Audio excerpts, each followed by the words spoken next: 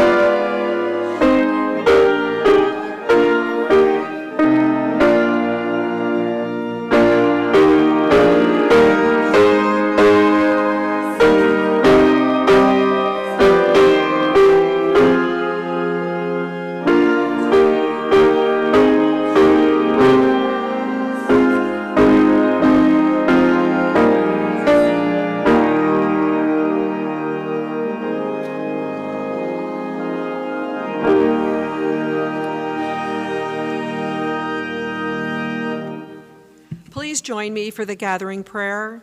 Loving and gracious God, what a joy it is to be here together, to feel the strength and love of friends. We, the members and friends of First Congregational Church, bear witness to the many years of faithful worship and service by those who have gone before. Now we are called to stand in that long line of those who help the oppressed and proclaim God's healing love with all their own lives. Rejoice. Amen. Welcome to this service where no matter who you are or where you are on life's journey, you are welcome to worship here. May the peace of Christ be with you. And also with you. Please greet one another with a wave. Welcome.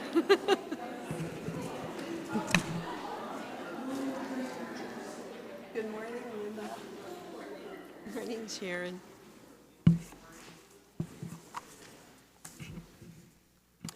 Okay, for our greeting and announcements, you all can sit now. There is a new flower chart, and it's on the narthex. You are invited to provide flowers on a Sunday morning of your choice by signing up on that new flower chart. Wednesday fellowship and study. Every Wednesday morning at 9:30 a.m., you are invited to a time of fellowship and study. We are currently exploring the histories of the United Church of Christ and the Presbyterian Church. Join us on Zoom for a relaxed and inspirational discussion. Women's and men's breakfasts are continuing. They're taking place at State Street Cafe, and they meet there Thursday mornings at 7 a.m. Mission and Outreach will be meeting tomorrow night in the Pioneer Room at 7 p.m. Ushers are needed, and there is a sign-up sheet in the narthex for ushers beginning in July and August. It helps to have 2 ushers, and if you would like to be an usher, find a friend or a partner to usher with you. And the deacons will really appreciate your volunteering. We need hosts for fellowship hours. The deacons are asking for volunteers to host the fellowship hour and serve coffee on upcoming Sundays. If you are interested in serving, please call the church office. the vertical platform lift, which some of you have been using. There is training available for how to use it following worship today. Just talk to an usher. The organ console, as you know, we have been waiting for Fabry Pipe Organ Company to remove the console from our sanctuary. It will occur on Tuesday, July 6th, because we're upgrading it to a solid state organ. And it will be gone for 2 Sundays. Any other announcements? Diane? Julie has a mic for you.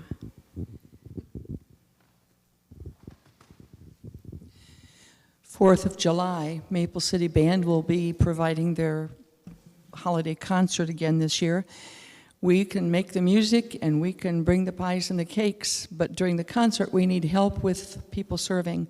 If you'd be available to serve cake or ice cream from 12:30 until 2, please give me a call at 944-3880. I'm in the book. Thank you. Any other announcements? Thanks, Bruce. Yeah, as long as she was mentioning that, I mentioned Pork in the Park next Sunday. The Kiwanis Pork in the Park. Yeah, there's a lot of Kiwanis members here, so we'll have tickets, or you can get your tickets in line. So, okay? Thank you. Any other announcement?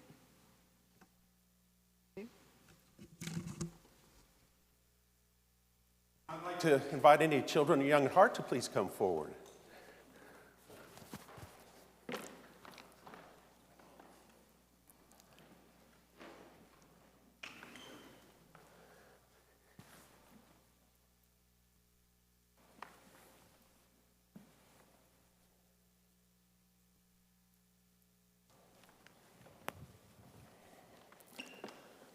Well, good morning. How are y'all doing this morning? Doing okay? Hey, it's great to have you back and here with your family and all that. And things been going okay where you live? And so, well, it's great to have you here this morning. And Ben, what you got there?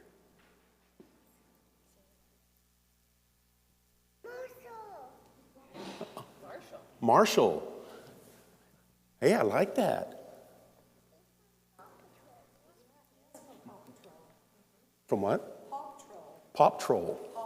P-A-W. Oh, Paw Troll. Paw Troll. I'll get it. I just Paw Troll. I'll get that. Am I the only one that didn't know that, or is Paw Troll? That is neat.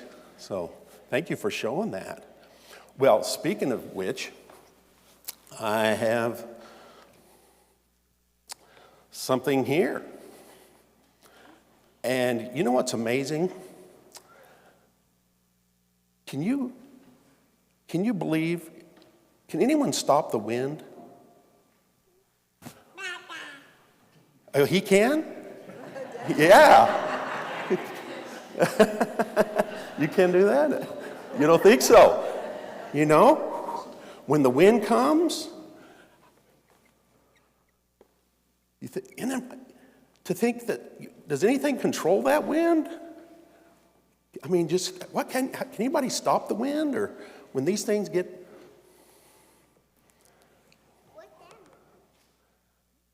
You know what this is? It's called a pinwheel. But I'm wondering about wind and controlling. And you put this out, yes, and depending which way the wind is blowing, it can go. If the wind's coming from my right, from the east, it'll go that way. And if the wind comes in from the west, it'll go that way. So, and it'll blow it. So if you take this outside in the wind, this thing will turn. But I just started thinking about this and wondering how in the world can stop the wind or anything like that. And yet, we read in the Bible where Jesus was caught in a storm, and his followers, his friends, his disciples, the ones who followed him, they get all panicky and scared because the boat is, there's this big storm on the lake, and, windstorms can come up, squalls, all kinds of storms like that. And they were scared. They were frightened. And it got really windy. And Jesus told the winds to be calm. And the wind, the storm, died down. And everybody was at peace. And it was calm. So every time I see a pinwheel blowing out there, I wonder, well, where does the wind come from? And how does that work and all that? And then I also think of God's Spirit, because we talk about God's Spirit as breath, as wind, and God's Spirit, a spirit of love and grace and mercy and kindness, blows everywhere. And is in you, it's in me, and it's around us. And God's love will always be with us. All right? So, do we have I think we have enough.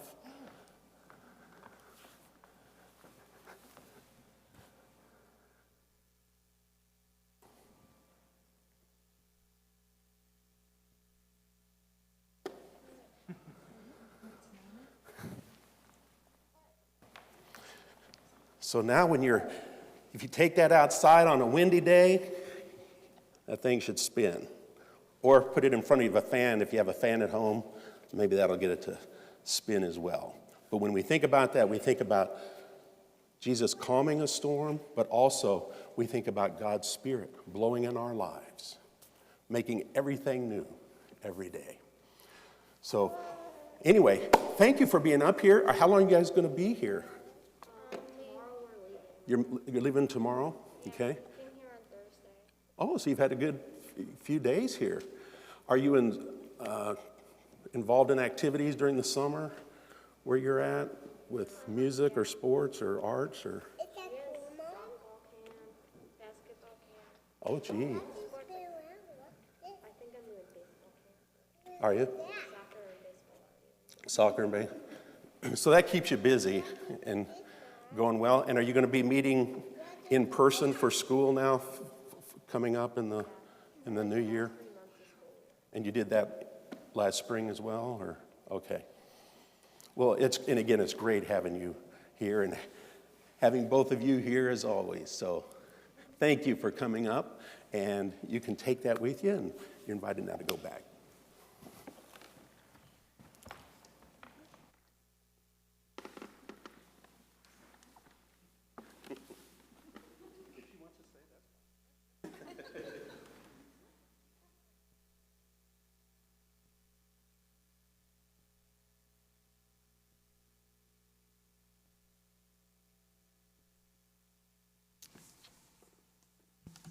And for our scripture readings, I'll be reading from Psalm 116, verses 1 through 2 and 12 through 19.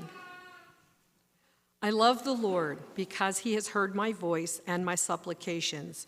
Because he inclined his ear to me, therefore I will call on him as long as I live.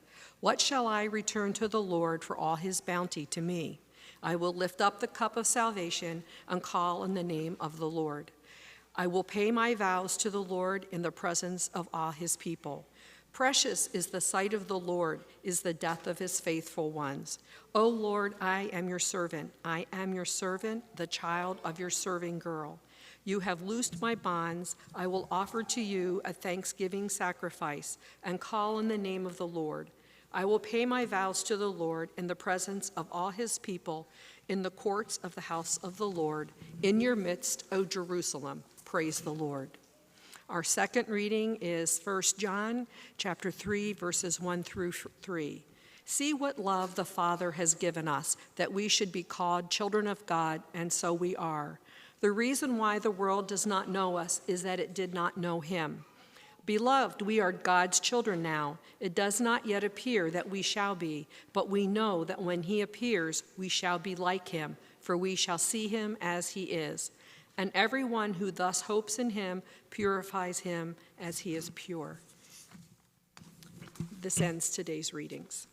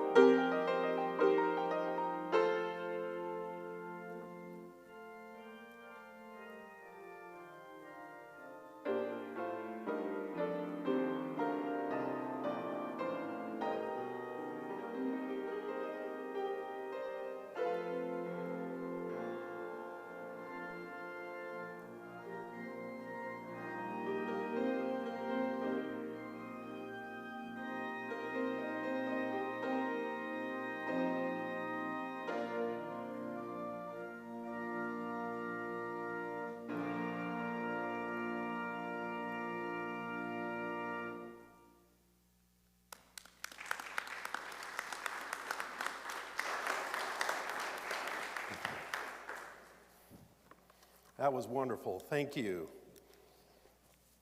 And this morning you're invited to share any needs, joys, or concerns that you might have. Of course, on the minds of many people throughout this country, we're very concerned about those that were in the building that collapsed in Miami, praying for the people that were part of that tragedy as well as all their loved ones and friends. So are there any other needs, joys, or concerns that you have?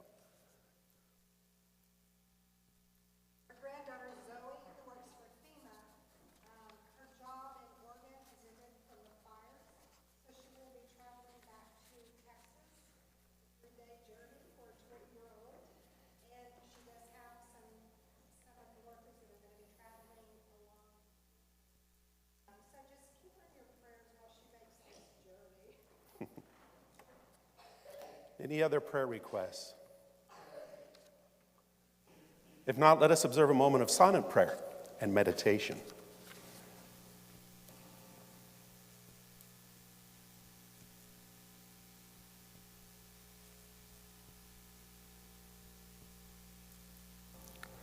Gracious, compassionate, and loving God, we joyfully celebrate your constant love and presence in our lives. And we also trust that the depth of your love and grace and mercy and care will never leave or depart from us. And O God, who loves all and forgets none, we bring to you our prayers for all your children, for all your people everywhere, for all whom we love, watch over, and care for.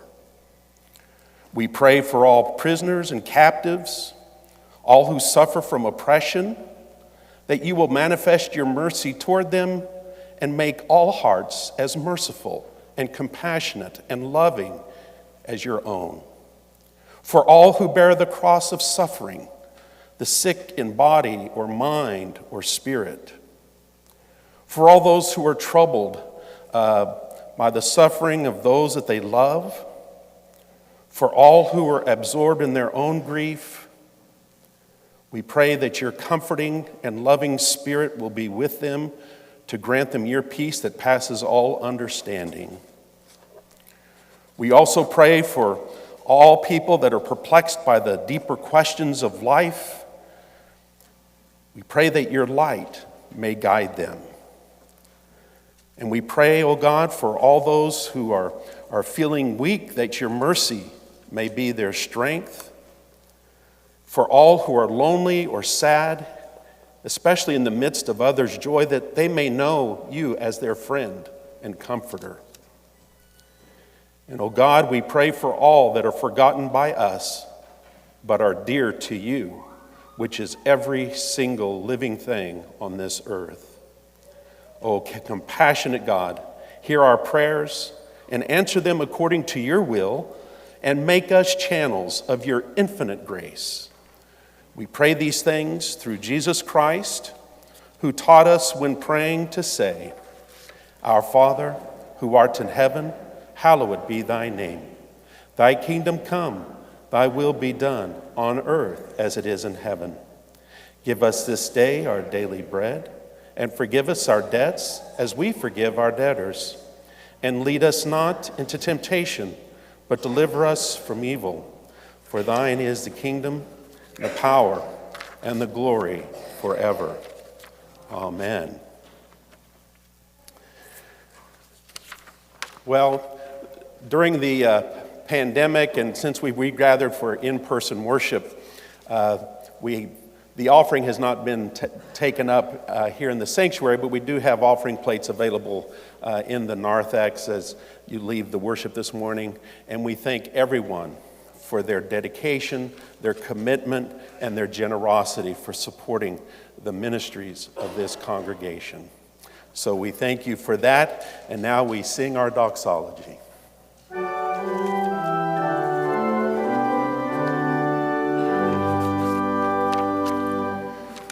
Praise God from whom all blessings.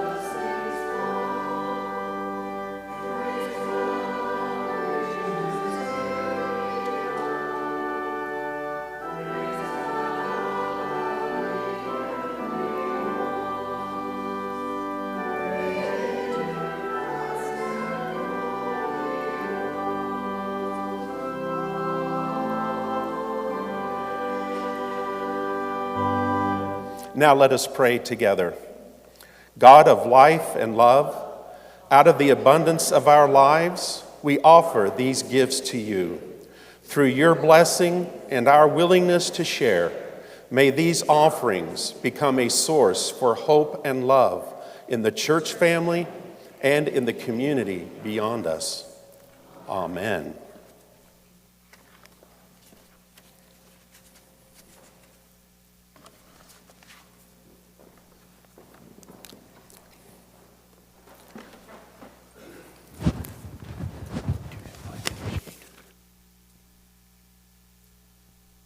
Good morning. What a nice crowd, gosh. I think when the committee planned all this, we had no idea we'd have a nice crowd. Really? That's why we postponed the thing from last fall when COVID was really in a lot of our minds. We postponed it and we had it again, and then we decided to do it this morning. Nice crowd. Appreciate it. Okay. I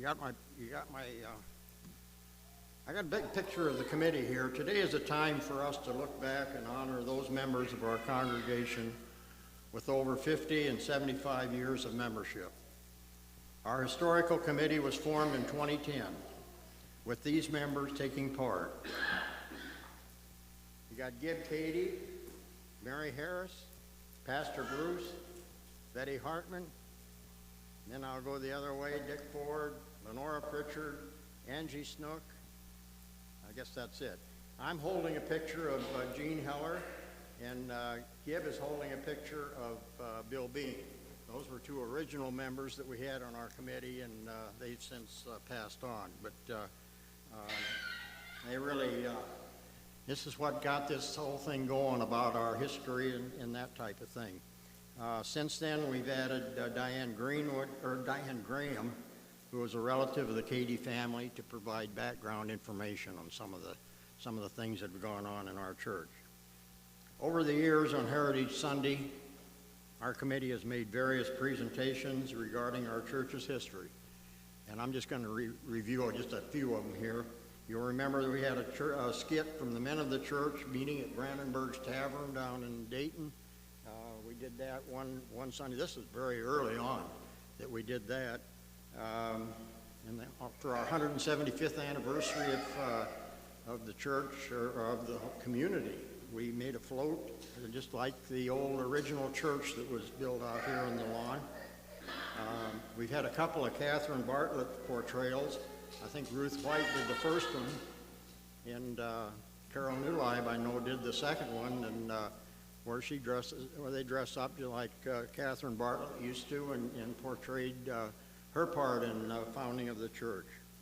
We had a couple of, one I know that I worked on was the church structural changes, how this room, the sanctuary here has changed over the years, and also we had one, I don't know what the other, anyway. Some different things that have happened within our church over the years. We had one Sunday on his historical Sunday, we had the various pastors of our church and pictures of them. Most of them you go back to Reverend Bartholomew and on through the years. We had a cemetery tour where we dressed up and went around to some of the tombstones out at Oakwood Cemetery and told a little bit about the people that were there. And then this Sunday, of course, we're talking about the 50 and 75-year members. We're going to honor you this morning. As I read the list in the bulletin, you'll see the list of 50-year members and 75-year members. I would ask those here this morning to please stand if you're able to be recognized. Hold your applause, please. Anyway, I'm going to read the names of the 50 and 75-year members later, but going through our list of 50-plus year members, I'm the first one on the list, number 4 on the list. I joined in 1951, so I've got 69 years of membership going back. This was all put together back a few months ago. Gib Cady. Gib, will you stand? Gib was 64 years as a member. There's several more that were joined in 1956 through 59. Barb Ford is joined in 1960, so she's a 60-year member. Going on down the list, we've got Jim Nash. Jim, I see him is here this morning. He's been a 55-year member of our church. I'm going to skip Julie for just a second. Jim Robertson is a 53-year member. Jim, stand please. Carol Miller, another 53-year member of our congregation. Jim Benkendorf, 51 years, and his wife Margaret Benkendorf, 51 years. I don't see Bob Nash here. I guess, no. Anyway.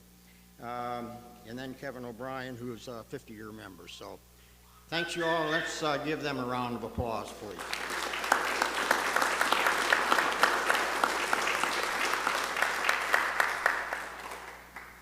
Now, again, this morning we want to honor 2 new 50-year members.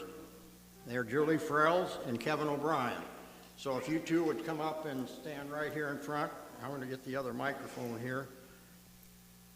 I told Lynn Adele if I miss any of these papers or whatever, he's in charge. Okay, just stand right here. I'm just going to say a couple words about him. First off, we want to, I'll take Julie first. Julie, actually, you're a 53-year member. I don't know how that got all messed up, but we had a listing of the members that Janie Robertson gave me when she left and as secretary, and I don't know how that happened, but you're a 53-year member, so from now on, you'll stand with the 53-year or more. Oh, yeah. Is this better? You can hear me better? Oh, good. Julie joined in June 25th, 1967. So as I mentioned, she's actually been a member for 53 years. She joined while Don Bartholomew was our pastor. And recently, Julie has served as a member of the choir, and she was on the search committee that brought Reverend Bruce here. So Julie has been an active member in our church for 53 years. Kevin joined in 1970, also when Don Bartholomew was our minister. Kevin says he joined with a group of Davids. We had a whole bunch of David. David Jones, David Olmsted, David Ernst, David Bean, and I think there was one gal in there, a Schwiniger gal, that joined at the same time. But he's not a David. He's a Kevin. But actually, to be honest with you, Kevin and Gib Cady were great-grandsons of Reverend George Cady, who was our pastor from 1895 to January of 1900. So for 5 years in there, at the turn of the century, why Kevin and Gib, they're great-grandsons of Pastor George Cady. Big thing I can remember about Kevin is he was a pitcher on our softball team, right? Boy, for a lot of years, the church softball team was a big thing here. So we haven't played for several years for a reason. Anyway, this morning I'd like to present you two with a God is Still Speaking pin that we give to all 50-year members. And I know Lenora still wears her pin every Sunday that I see her here. So anyway, for you two, I'd like to present you with the 50-year pin, or have Pastor Bruce present you with a pin. Thank you very much. You want to give? You can. Thank you.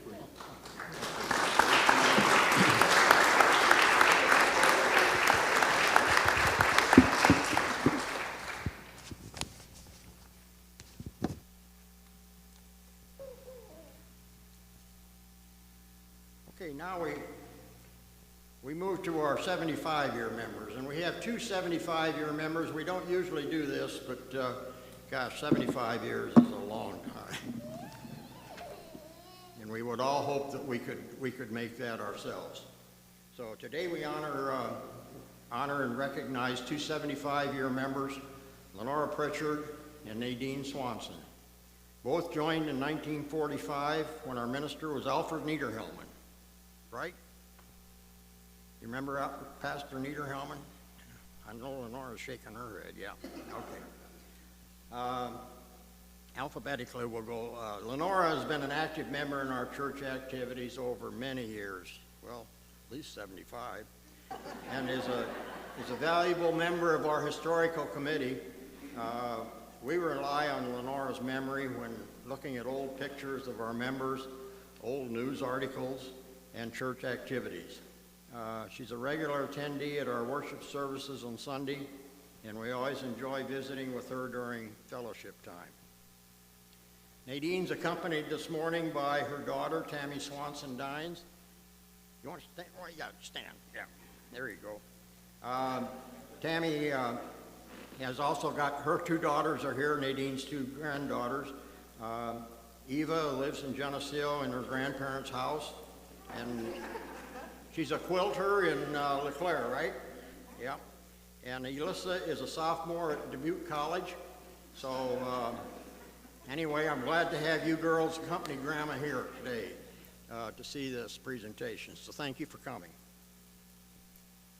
Now, if you two would come up, come down the aisle and stand right here in front again.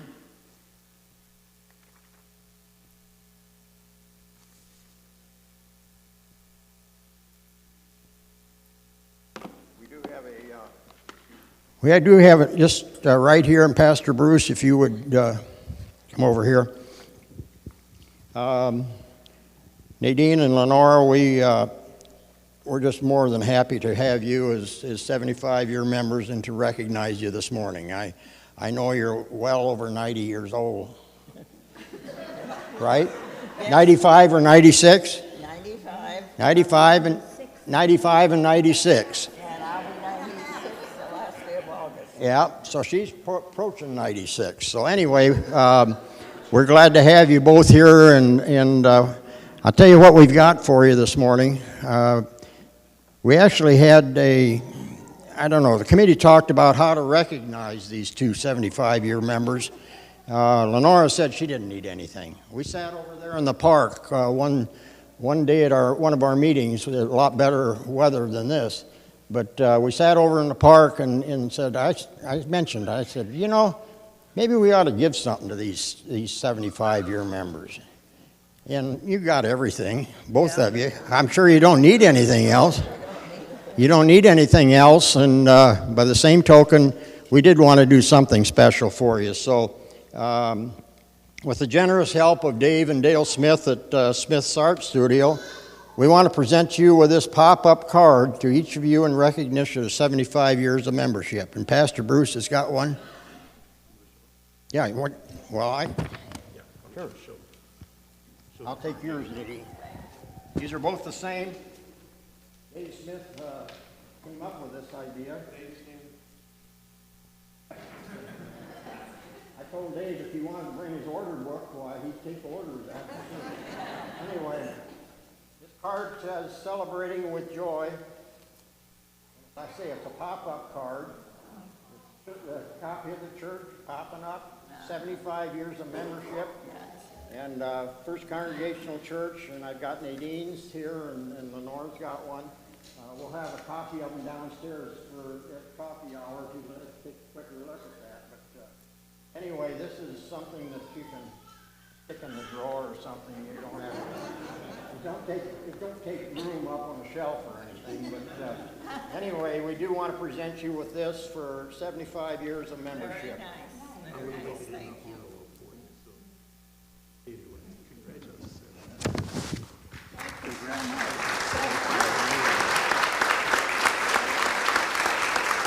Okay.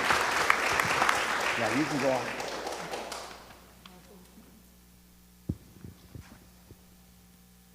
What page are we on? Okay, go. Yep. Yep.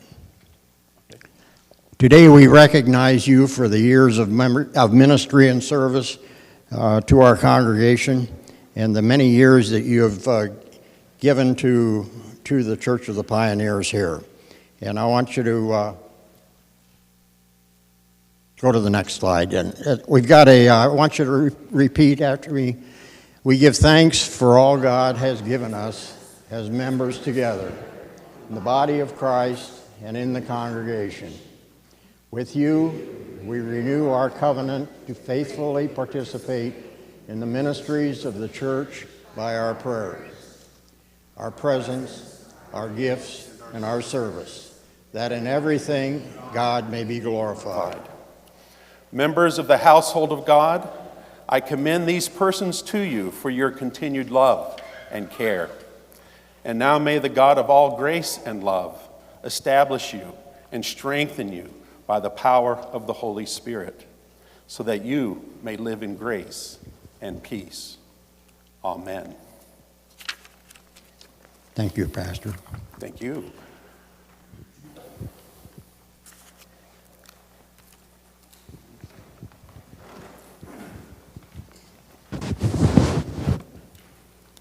Now, for these past 16 months, since March 20th and March 2020 to June 2021, which is now, our church has been confronted with the COVID epidemic, forcing us to cancel the Heritage Sunday that we would normally have last fall. And we survived this period in our church's history, much like our ancestors did when faced with the Spanish flu during 1918 and 1920.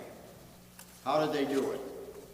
With the help of Angie Snook this morning, she's volunteered to take us back 100 years to another time in our church's history. And I'm going to turn it over to Angie to give you the tale of two pandemics.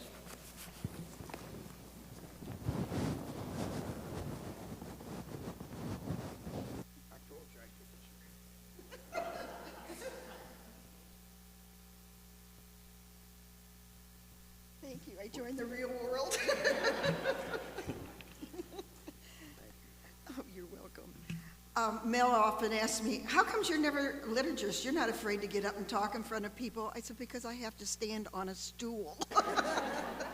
And so today I'm going to share with you some of the things that I've learned and why I've learned them. When the pandemic started, I was getting phone calls and emails. What is this pandemic like compared to 1918? And I really didn't know very much about it, except I walked through the cemeteries with my mother. And in 1918, her sister Marjorie died, but we never talked about it. And she would take me down some of the other aisles, and she'd say, this family here, they lost 4 children within a few weeks. This family, she was raised by her grandmother because the parents both had the pandemic and died. And I will say, up until 100 years later, I had not done any research into what it was like in 1918 for the Spanish flu. So Mel and I decided we're going to research. So it was kind of a competition between the two of us who could come up with things. And I told him today I have something to share that I know he doesn't know. Some of the words you probably heard are mask, quarantine, and infection. These are all terms that were heard many, many times this last 16, 18 months. However, you might think they're pretty new. They're really not at all. They're the same terms that were used in 1918. And I'm so glad my granddaughter's here today because I even did research at Colorado State University because her school, as a freshman in college, was pretty limited. They were on remote learning. You went down to the cafeteria, picked up a box lunch for your meals, brought it back to your room, and you ate it. And so her first year college experience was not the best. I feel badly for all the kids throughout the United States. But when I researched CSU at that time, it said similar beginnings for the coronavirus take the same as the Spanish flu. Aaron, they boarded up your dorms back in 1918. They also boarded up the entryways to CSU. So as much as we think, oh, poor Aaron, and poor many other college students, it's not much different, and it was probably maybe even worse. All the students were sent home. It was not called what you call remote. It was called home study. And so you had to do all your studies at home with your parents and then return in the fall.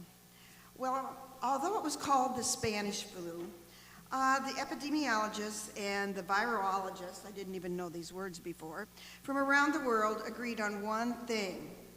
It was not Spain that caused the Spanish flu. It was the same time as World War I, the pandemic overlapped it, and all the other countries involved were also getting the same influenza as we were getting here. But the outbreaks in the other countries went unannounced and were not on the news. But because Spain decided to stay neutral during World War I, they were not as apprehensive when the people of their country started dying, fiercely dying one after another.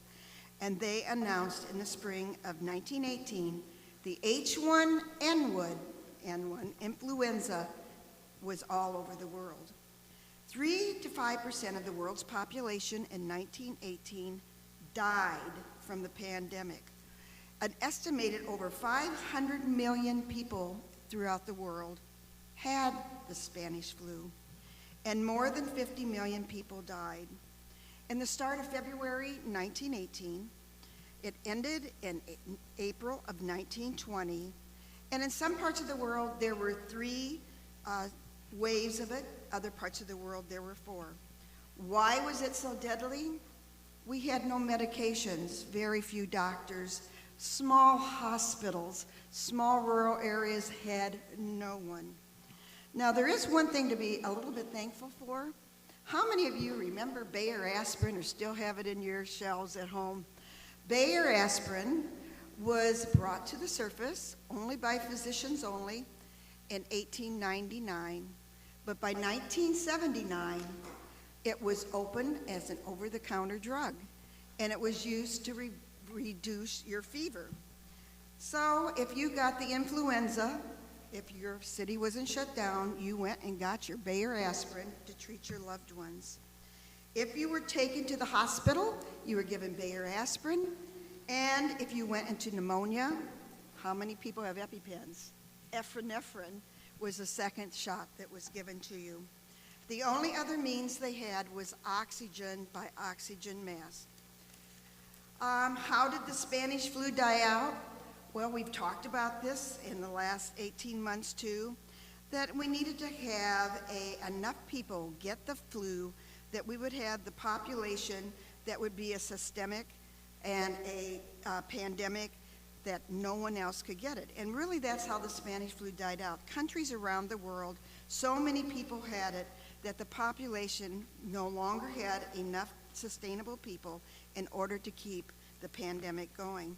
You will be surprised to find out, though, some countries still get the Spanish flu, but very few of them. By mid-November, when the flu hit its peak, came the armistice. And as much as we always want to say the war, World War I, was the war to end all wars, what it really helped do was end some of the Spanish flu. Many of the soldiers went home and were bringing it home to their families, so that's why it spread more rapidly in other countries. There's only been one pandemic that has killed more people than our flu, the Spanish flu. Only the Black Plague, or the Black Death, killed more people than the Spanish flu.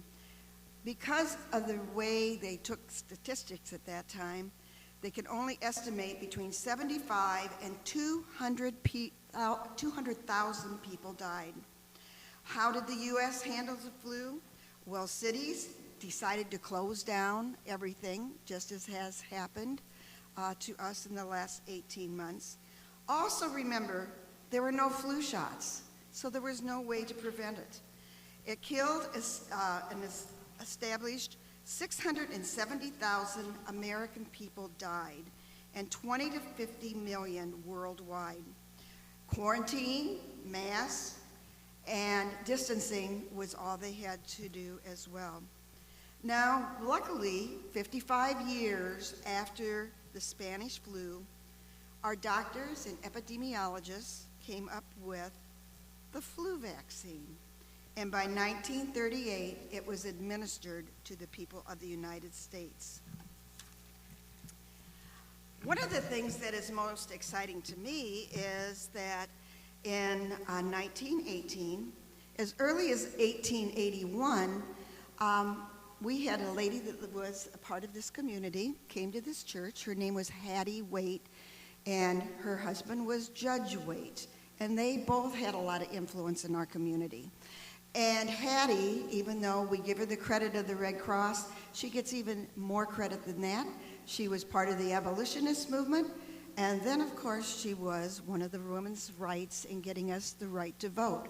So when she came into this church and talked to our young women and our elderly women about we need to do something more to help the community, number one was for World War I, which ended up being the Spanish flu.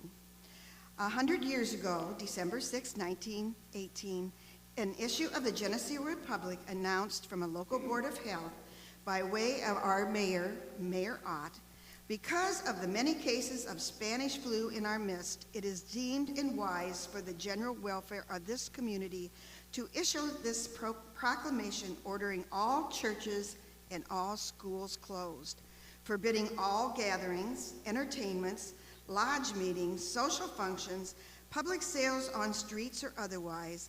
It is also ordered that all places of business in the city, excepting for our drugstores, and we had 2 restaurants in 1918, and the physician's office, they may stay open, but they must be closed by 7 o'clock in the evening. All billiard halls and pool tables must be covered, and no playing on them is allowed. All school-aged children must be kept out of school unless they are running an errand. All barbers, clerks, waitresses, and those who come in contact with the public are urged to wear masks at all times. All influenza cases should be quarantined, and all cases of influenza shall be properly reported, that these place cards be placed on their homes. And that's what our women of our church in our first aid Red Cross would go house to house, and you get a placard that would be placed on your windowsill or in your door saying, "Stay away." Then, if someone died of the virus, it was our ladies that went out, and they would put the black banding over your door to let everyone know that someone had passed in that home. The Spanish flu pandemic that ended causing more deaths in America than those who died in World War I. In the United States, as we said, 675,000 people would die after coming down from the flu. The difference at that time was, with our pandemic, it was us elderly that got it and passed away. Our nursing homes were overwhelmed with death. We could not see our loved ones that were older. Erin could not see her grandma, as well as many of your grandchildren and children. We all went many holidays without being with our families, and we've learned to appreciate being together very much more. And many of the men of Geneseo were in World War I. So the same reasons for the 1918 and our COVID-19 were the same.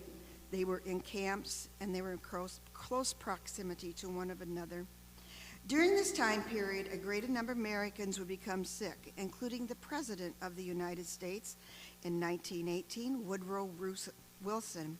The group that was hit the hardest by the Spanish flu were those people between the ages of 20 and 40, not like our elderly today. It was reported that the flu could hit a person in the morning when you were getting ready to go to work. By that afternoon, you were deadly ill, and early evening, you would be dead. Geneseo was the first to witness the outbreak in October of 1918, about the same time as Chicago was peaking. Sound familiar? The city council decided then to indefinitely close the city, and all public schools, all public areas, all social meetings, including churches, Sunday schools, lodge meetings, would be closed until the epidemic of 1918 subsided away. The same month, the Geneseo Ministerial Association, which I did not know we even had in 1918, agreed to cooperate with the city council and canceled all services until the flu would pass. The Republic was running many updates on local citizens, and we're coming down with the flu. Elizabeth Weiss, anybody heard of her from Geneseo? She got it, became very ill, and also passed away. How she caught it? Her brother came from Kansas, from the military base, to say goodbye to the family, and she got the Spanish flu and died. During that same period, it was hitting other people. Alfred Stahl, son of Mr. and Mrs. Walter Stahl, died in Liverpool, England, before landing of his 86th Division of the United States Army. He was on the ship a steamer called the Lapland, as it was transporting troops to Europe. Many, many, many of the people that were on that ship got the Spanish flu, and many, many of them died. Anybody heard of Corporal Robert H. Offerly? There's a lot of Offerlys in this area, and they're also related to the Cadys. And he passed away December 6, 1918 at Camp Polk, Raleigh, North Carolina. He was the son of Mr. and Mrs. W.A. Offerly and was a 1917 graduate of the Geneseo High School. That was just two of many of the people who died here in Geneseo of the Spanish flu.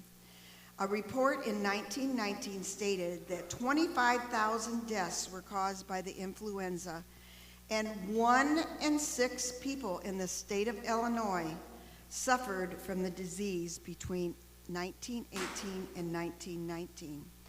Our 1919 yearbook from Geneseo, the Sphinx, had a timeline of the people that were dying and how the school reacted throughout this time.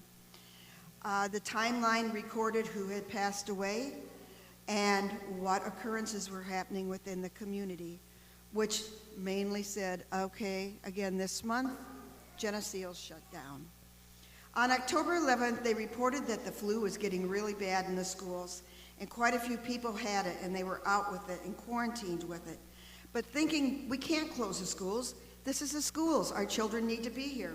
Then October 14th, the reports came in that the teachers were ordered to send everyone home who any signs of any type of cold or influenza type of behaviors, and all the windows were to be open to the school to let the fresh air. But finally, on October 15th, the school was closed at noon, and it remained closed for a time of only 5 weeks. And we were all happy with joy. Everybody was ecstatic. They ran around town. People were gathering. But guess what happened after November 19th? The town thought the flu had run its course. November 29th, it was back again. The flu had not left town at all, and by December 2nd, it had only gotten worse. From December 3rd through January 1st, The school would be closed and the high school building would be used as a local hospital because we had so many people with the influenza that are, again, Our Ladies of the Church, the people of the Red Cross, helped as much as they could. Now, you're wondering why we had such healthy women in this church? They were hard workers, and they weren't afraid to give up. But the difference from 1918 to the present day, again, it hit the people that were between 20 and 40 rather than the elderly. So our ladies were really very well cared for. They wore their masks, they did what they needed to do, and we really can be thankful that we had them here. On January 1st, the school was back open, and a number of influenza cases in Geneseo were on the decline. After the outbreak, beginning January 10th, as we said, there was something just a little bit different. The high school started holding classes on Saturdays. Anybody think that's a good idea? Any of you kids out there think that's a good idea? Go 6 days a week? The church is reopened, so guess what? You'd be doing something for 7 days a week. But everyone wanted to be back together. During January, the Geneseo Collegiate Institute called an end and had their home study group, just as we have remote learning today. This was not just Geneseo. This was all the United States of America and all over the world. Everybody was in the same situation.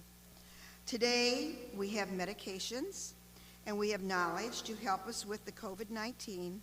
Also, hospitals are better equipped to handle this virus. Yet, it has been a wake-up call, I hope, for all of us, because we were all very vulnerable and not knowing where we were heading, again, all over the world.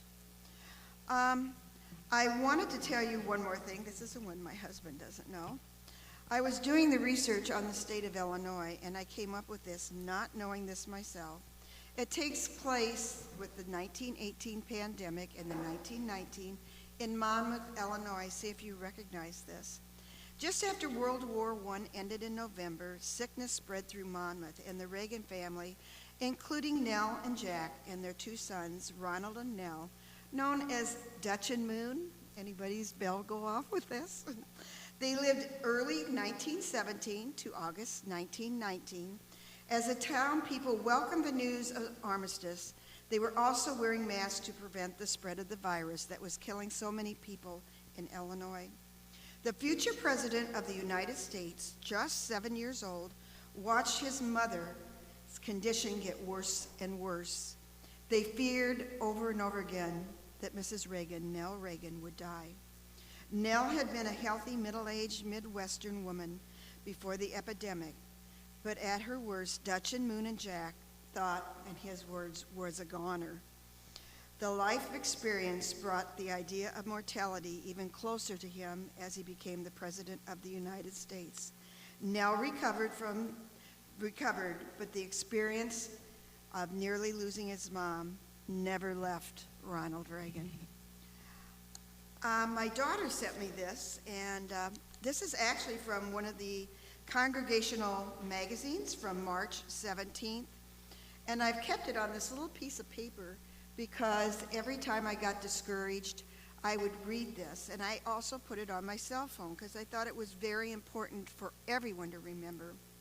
When this is over, sorry about that, I hope it doesn't sound back and forth a little bit. When this is over, may we never say again or take for granted the handshake with a stranger, the shelves in the store being empty, conversations with our neighbors, a crowded theater, Friday night out, the table of communion, the routine checkup, the school rush each morning, coffee with your friends, the stadium roaring, each deep breath, a boring Tuesday, just life itself. When this ends, may we find that we have become more like the people we really wanted to be. We were called to be, and we had hoped we would be. And may we stay that way now, better for each other because we've just gone through the worst. Can we pray? Dear God, let us pray for the doctors, the nurses, and the delivery drivers, the essential workers around the world, risking their health to preserve ours. We pray for all the people who have harvested our foods, helped many pay their bills and stay in their homes, and help feed their children. Some were driven by their faith, some with their sense of duty, but all are our heroes. Please take us forward to find an end of this pandemic. Please be with those who have endured the loss of friends and family, and those who are sad, and some of us who are still afraid. Loving God, we give thanks and hope that you have given to us.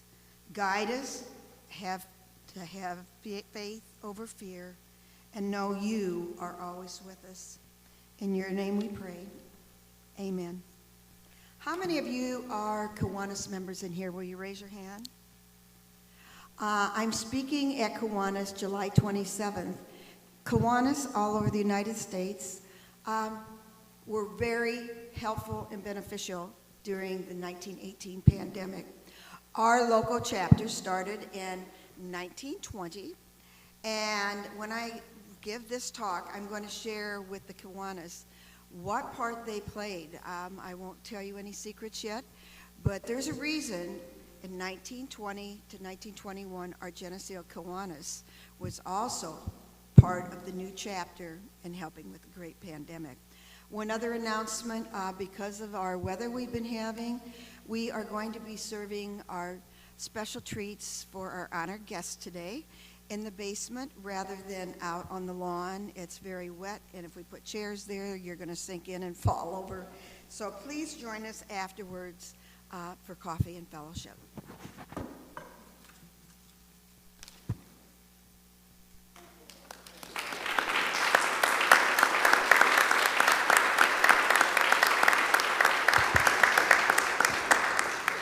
Thank you, Angie. I knew I'd forget one thing. You'll allow me one thing anyway.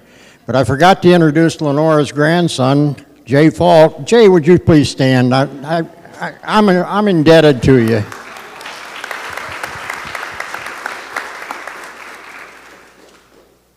And this will all be continued later, much later, because our committee's already working on Heritage Sunday for this fall. To close the service this morning, we're going to sing the Song of the Pioneers. This is something the committee found a few years back when we visited the Regional History Center in Northern Illinois University. So I want you to follow along on the big screen or the back of your insert, and we'll sing it to the tune of Old Lang Syne. And I think you'll recognize, we sang it 2 or 3 times during Heritage Sunday, but look on the back of your thing, and as she plays Old Lang Syne, we'll sing 4 out of the 5 verses.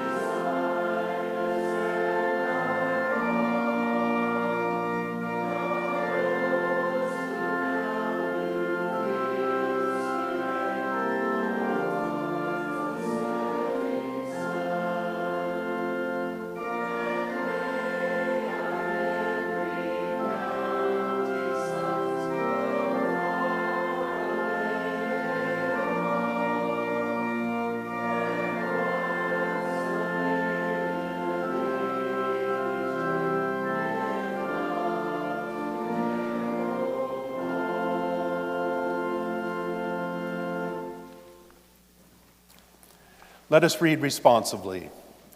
Let others know by your deed who your ancestors were.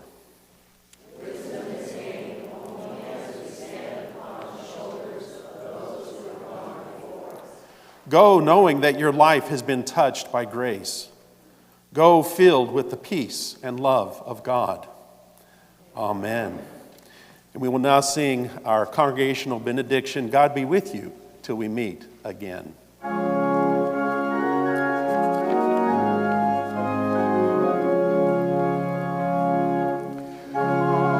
Be with you till we meet